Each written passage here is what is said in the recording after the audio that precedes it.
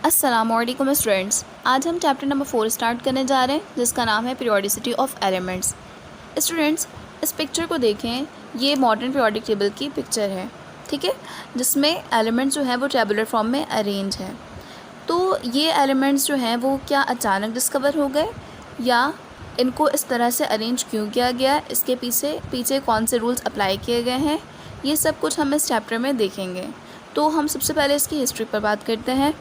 जब एलिमेंट्स जो हैं वो बड़ी तादाद में डिस्कवर होने लगे तो साइंटिस्ट को ये मसला दरपेश आया कि हम इसको किस तरह से अरेंज करें, ठीक है, यानी एलिमेंट्स को हम किस तरह से कहाँ पर प्लेस करें, क्योंकि इन एलिमेंट्स में से कुछ ऐसे थे जिनकी प्रॉपर्टीज़ एक दूसरे से मैच करती थी, जबकि कुछ की एक दूसरे से डिफरेंट थी प्रॉपर्टीज़। तो वन बाय वन जो है वो साइंटिस्ट आए और उन्होंने अपनी अपनी स्टेटमेंट्स दी। फर्स्ट जो साइंटिस्ट आए थे उनका नाम था डॉबेराइनर, और डॉबेराइनर के लॉ को हम डॉबेराइनर्स लॉ ऑफ ट्राइड या रूल ऑफ ट्राइड कहते हैं। बेसिकली ट्राइड का वर्ड जो है वो हम ट्री के लिए यूज़ करते हैं।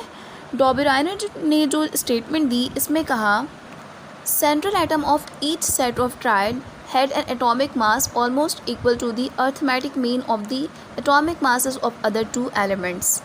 यानी इसने 3 एलिमेंट्स का एक सेट बनाया जिसे ट्राइड का नाम दिया, और साथ में बताया कि अगर हम इस ट्राइड में मौजूद फर्स्ट और थर्ड एलिमेंट का अगर अर्थमेटिक मीन ले लें तो वो एग्जैक्टली सेम आएगा सेंटर वाले एलिमेंट के एटॉमिक मास के। कैसे, देखते हैं। डॉबेराइनर ने ये किया कि लिथियम जो कि फ़र्स्ट एलिमेंट था और पोटेशियम, ठीक है, यानी उसने 3 एलिमेंट्स का एक सेट लिया था जिसमें लिथियम, सोडियम और पोटेशियम मौजूद थे, और लिथियम क्योंकि फ़र्स्ट एलिमेंट था उसके एटॉमिक मास को सम किया पोटेशियम के एटॉमिक मास के साथ और उसको 2 से डिवाइड कर दिया, यानी सिंपली उसने अर्थमेटिकल मीन ले लिया, ठीक है। तो उसका जो आंसर आया वो सोडियम के एटॉमिक मास के बिल्कुल इक्वल था। तो इससे डॉबेराइनर की कही हुई बात प्रूव हुई। सेकेंड एग्जाम्पल देखते हैं। सेकेंड जो उसने ट्राइड लिया उसमें क्लोरीन, ब्रोमीन और आयोडीन शामिल थे, ठीक है, और उन्होंने क्या किया, क्लोरीन और आयोडीन के एटॉमिक मासेस का जब मीन लिया तो वो सेंटर वाले एलिमेंट यानी ब्रोमीन के एटॉमिक मास के बिल्कुल इक्वल आया। तो ये कॉन्सेप्ट जो है वो डॉबेराइनर ने दिया था जो किसी हद तक वैलिड था, लेकिन फिर इसको रिजेक्ट कर दिया गया, और इसका सिंपल रीज़न ये था कि बहुत सारे एलिमेंट्स ऐसे भी थे जिन पर ये ट्राइड जो है वो सेट नहीं हो रहा था और ये लॉ जो है वो उन पर वैलिड नहीं आ रहा था। तो इस बिहाफ पर इसके लॉ को रिजेक्ट कर दिया गया। सेकंड जो साइंटिस्ट आए थे उनका नाम था न्यूलैंड, और इसके लॉ को कहा जाता है Newlands law of octave. Newland ने जो स्टेटमेंट दी उसमें कहा, if elements are arranged in the order of increasing atomic masses, the 8th element starting from a given one has similar properties as first one। यानी अगर हम elements को इस तरह से अरेंज करें कि इनके एटॉमिक मासेस जो है वो इंक्रीजिंग ऑर्डर में जाएं, ठीक है, यानी जो पहला एलिमेंट होगा इसका एटॉमिक मास कम होगा और इसके बाद आने वाले का ज़्यादा होगा, तो जो फर्स्ट एलिमेंट होगा उसकी प्रॉपर्टीज़ जो हैं वो 8वें एलिमेंट के साथ मैच कर रही होंगी। कैसे, हम इस टेबल में देखते हैं।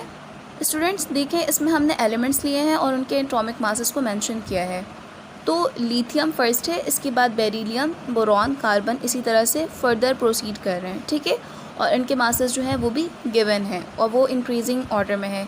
जैसे कि लिथियम का एटॉमिक मास 7, इसके बाद वाला एलिमेंट जो है वो 9 एटॉमिक मास रखता है, इसी तरह से further 11 and then increasing order में प्रोसीड कर रहा है। तो कहीं पर भी ऐसा नहीं है कि पहले वाले एलिमेंट का एटॉमिक मास जो है वो ज़्यादा हो और नेक्स्ट का कम हो। तो अगर हम इस टेबल से लिथियम को फर्स्ट एलिमेंट कंसिडर करें तो लिथियम से लेकर अगर हम सोडियम तक पहुँचे तो वो इसका 8वां एलिमेंट होगा, ठीक है। तो लिथियम और सोडियम की प्रॉपर्टीज़ जो हैं वो एक जैसी हैं। ये बात हम किस लिए कह रहे हैं, इस तरह से कह सकते हैं कि इनकी प्रॉपर्टीज़ को जब चेक किया गया तो इनकी केमिकल प्रॉपर्टीज़ एक जैसी थी, यानी इनकी रिएक्टिविटी हो गया, इसके अलावा मेल्टिंग पॉइंट, बॉइलिंग पॉइंट, ये सारी चीज़ें जो हैं वो एक जैसी थी। इसके बिहाफ पर हमने कहा कि फ़र्स्ट एलिमेंट की प्रॉपर्टी 8वें एलिमेंट के साथ रिजेंबल करेंगी।